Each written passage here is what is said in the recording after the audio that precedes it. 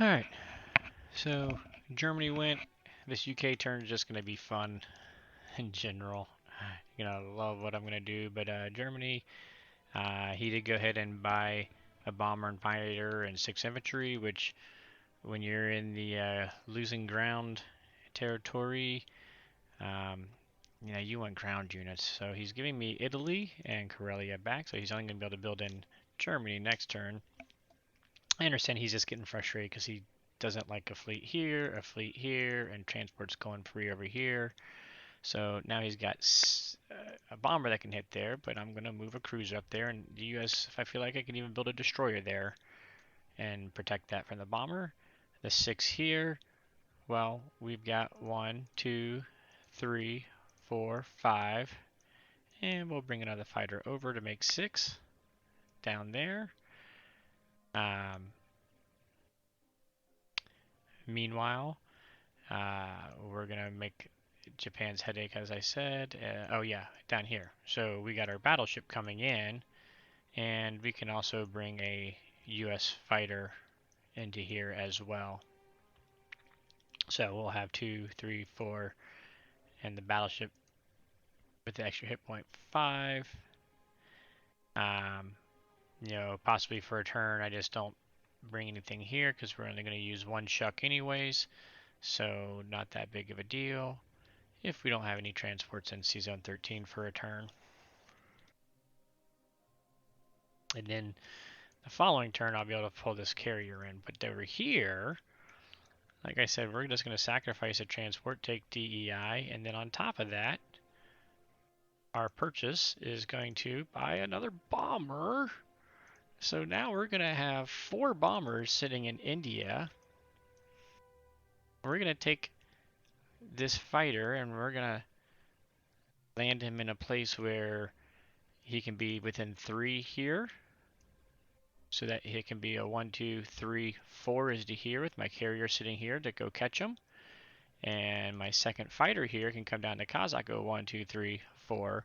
So we're going to have 4 bombers, 2 fighters, and a sub. Don't forget about him. Dead zoning, Sea Zone 61 and 36. Because he's only got a carrier, battleship, destroyer, and the 2 there. So he's got 3, 5 units there. I'm talking about 6 planes and a sub. That's 7 on 61, and throw in the carrier for 8 on 36. So we're going to dead zone these. We're going to stack Burma. We're going to take DEI. We're just going to make Japan miserable, basically.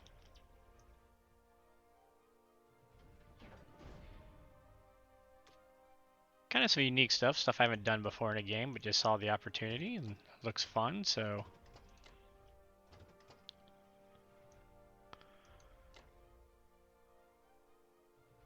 Just gonna blast you guys over there.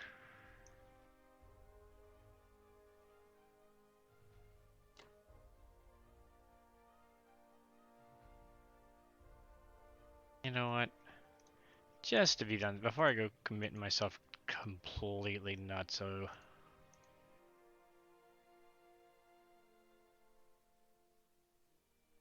Let's just take him out.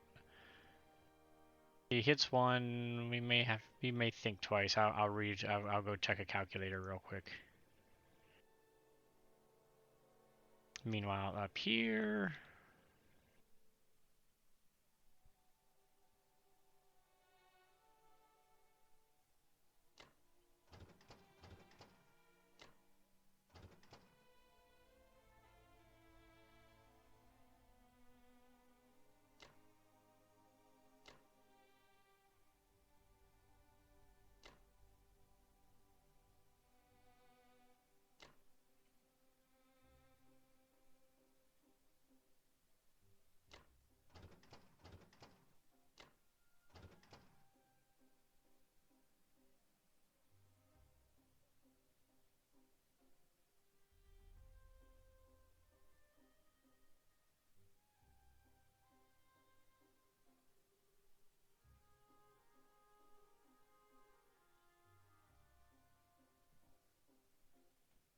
One, 2, 3, 4, 5. 1, 2, 3. So I don't need a fighter on the carrier at all. The carrier can. Oh wait, hold on. We got a bomber up here. 1, 2, 3, 4.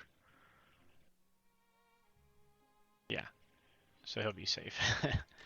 So if I land him in India, he can go 1, 2, 3, coming back to 4 to meet the carrier.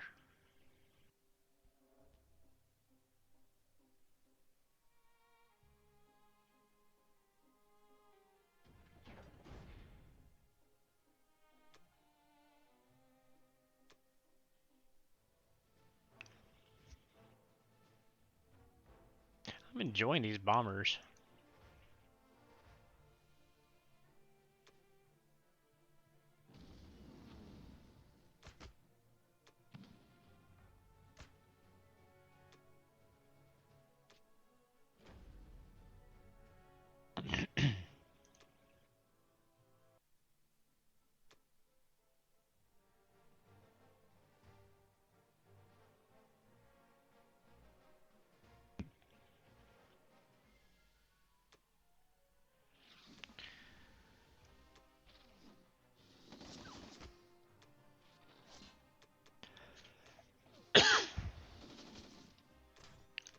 Good thing I got a competent fighter, because cruiser was, as usual, ineffective.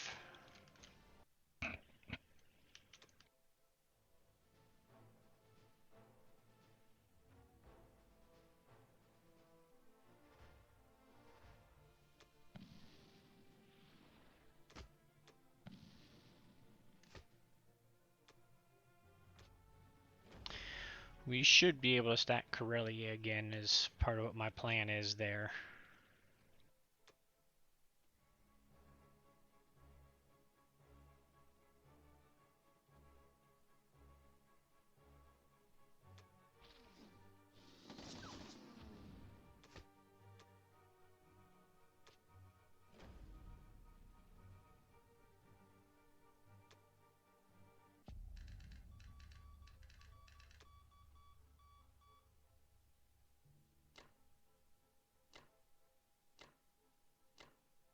Perhaps this is not being kind, but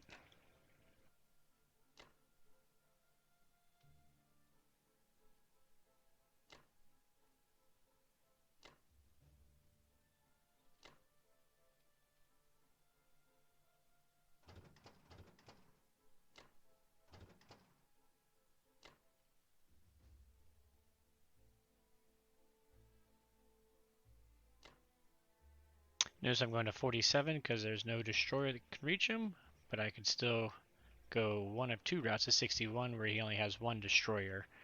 If I put him over, say, into 37, he can move the destroyer to 36, and that would prevent him from going to 61. But I want that extra hit shot on there, so slide him right into there. So if he wants to come to 61, he's going to have to build some navy, which is not what Japan wants to do in this situation that they're facing right now.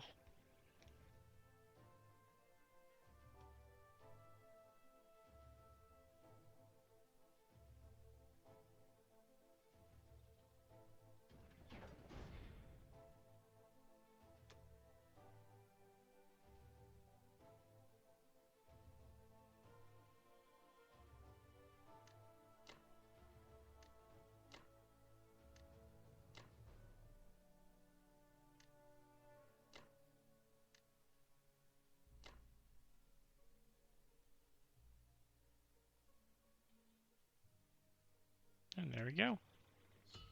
Another turn down. All right. So here we're looking at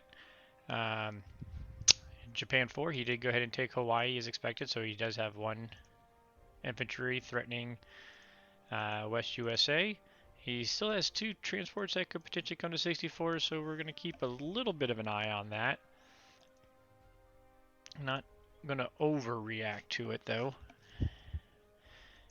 He did kill my transport with his bomber and landed his bomber down here in Borneo, and he came and took New Zealand. So the interesting thing here is that now leaves him with carrier, battleship, destroyer, two fighters, carrier, battleship, destroyer, one fighter, but most likely wherever he goes, he got a fighter here that he can go and land them on. But I still got a sub, a carrier I can work on placement of, 4 bombers, and 2 fighters. That if I can get them right here split between these two, then I can still continue to kind of dead zone this whole area. I haven't worked out that out specifically because, well, that's a UK turn, and we are currently on US's turn. So US, we got plenty of options, but between US and Russia, we do want to go ahead and stack Karelia. We're going to grab these guys, and we're going to grab Italy. So here we go. We are going to purchase, well,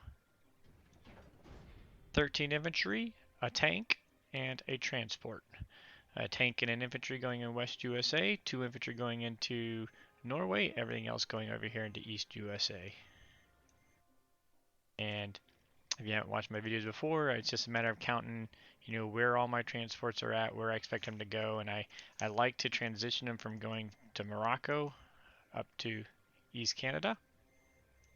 So for the most part we did that. This one's going to come back to East USA this turn. So combat move. We will go ahead and take care of Italy here. I do want to land one of my fighters in Karelia. It could be either one of these. This one, 1, 2, 3, 4, can't reach Italy. He can reach the C zone in 3. This one can go 1, 2, 3, hit Italy and in the C zone. So not that I really need all the extra kill, but you know, dice be dice. So we'll just do it carefully. I thought about using my, you know, just using my 1 transport to hit there, 1 transport to hit here. May have been the smarter way to go. Take them both out, but we're just going to take out Italy this turn, as it turns out. This tank is actually in Finland, so that's important to note. Don't think we got anything else that necessarily want to do, so we got the so does that mean we're ready to do some bombing? This isn't going to do a whole lot of threatening over there. By gosh. We're going to take away Italy, we're going to take away Karelia, and maybe get a little bit of bombing on Berlin.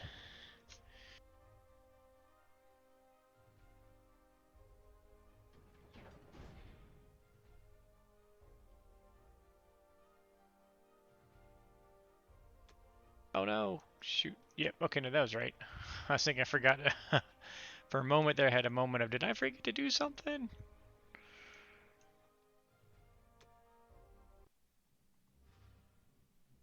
See those high dice. I don't do this too often, so let's see those high dice. That's not high dice. Touche. Alright, well, that's what I get. Needed that sacrificial bomber. Now all the rest of my... When you sacrifice that bomber to Berlin, the rest of the game, you don't lose any more bombers. That's what I hear. Alright. Now, this should go relatively smoothly. This is when the cruiser will hit because it's not really needed.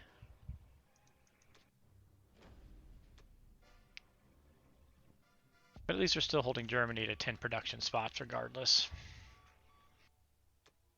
Even if we did manage to destroy my bomber.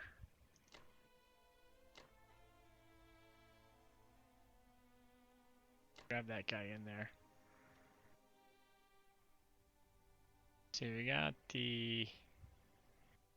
Okay, so I got one more turn. 1, 2, 3, 4, 5, and then we'll be bringing him in. So 2, 3, 4, 5, 6. Yeah, we don't want to take him out quite yet.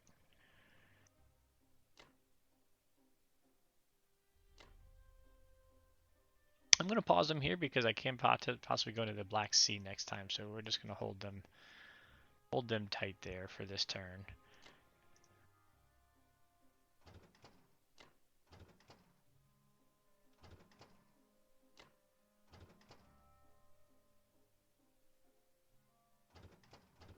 I saved the tank for possible blitz to Alaska as needed.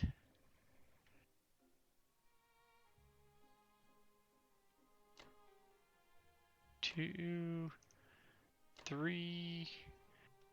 We've got 1, 2, 4, 5, 6. Is that right? That gives me 6 in there.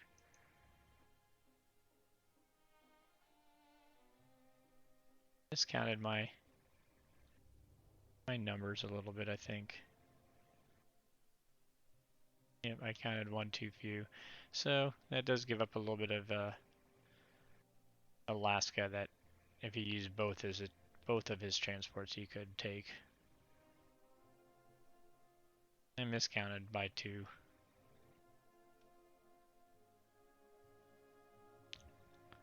To clarify, just double check. We got 3 transports coming in here. Correct. Correct. We got 1 transport coming in here. That is correct. 2, 3, 10 going into here. 6 left over. It's coming up here. 2 of them coming down there, so they'll have their 6. So yeah, we're just gonna be a little bit thin for the Alaska. If they really want to go to Alaska, they'll be able to.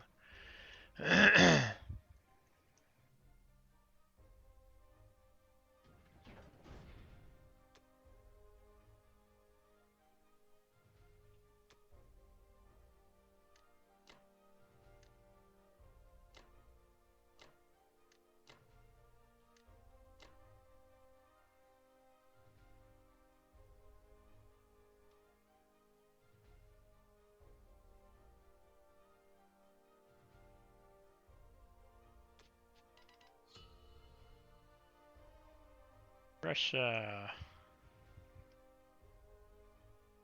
You've got 5 tanks and 4 artillery, but we're being kind of aggressive against them, so we're going to go ahead and keep building out some artilleries, I think.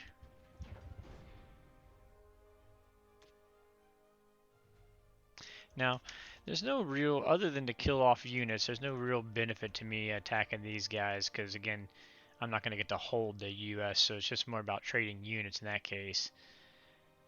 And he does have his tank here, which I don't really want to let him blitz, so I'm just going to... well, I'll pull him back to Volga, probably. So he'd have to blitz and take the potential hit back. Meanwhile...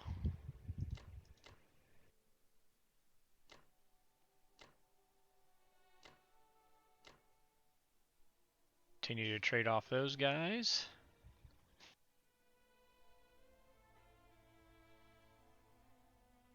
This side of the world, he's got, what, 3 infantry, 2 tanks, that 2 fighters, infantry, 2 tanks, 2 fighters, is that it? The bomb, oh wait, the bomber's down here, right? 1, 2, 3, 4, 5, 6, bomber can't reach. These guys, 1, 2, 3, 4, they can't reach.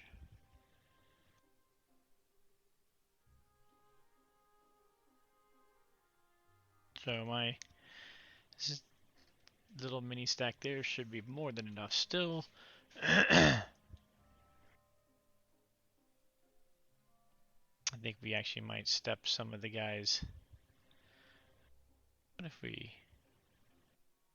hold the tanks out?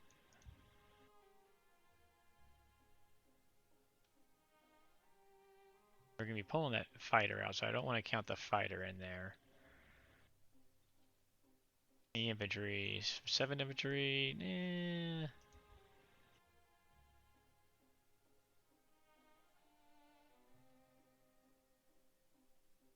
There we go. Leave 8 infantry in here, do a little mini stack on Balagda, and we will be good.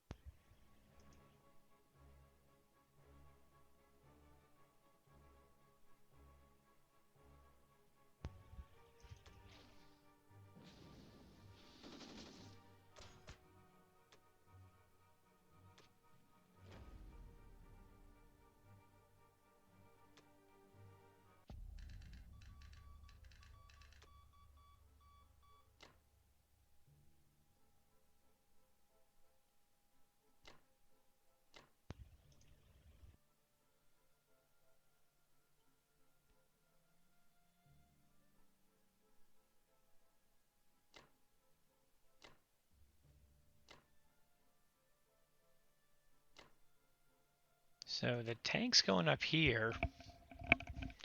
One, they can help dead zone here. Two, they'll be able to go through Corelli, which I'm going to stack to help dead zone Baltics. Three, they could get back to Kaza next turn if I wanted them to. Or over to here, or to West Russia, or all the way even down into Ukraine. So a lot of mobility in this case. So let's see, I'm going to build 2 up here.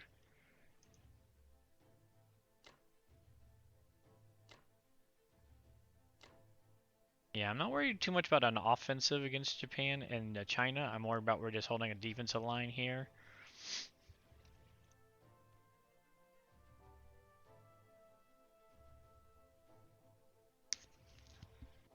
And I'll still have my fighters that can reach over into here.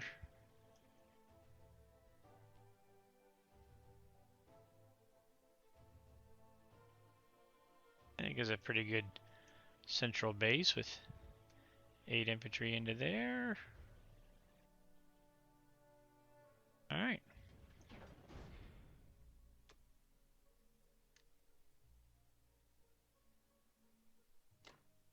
I'll put 1 artillery just in case we need to use it to trade into there.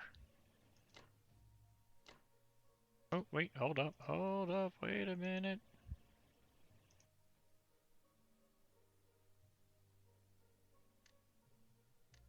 I was counting on 2 of those guys going up there, so make sure we don't got any blitz in Japan there. Yep, we should be good.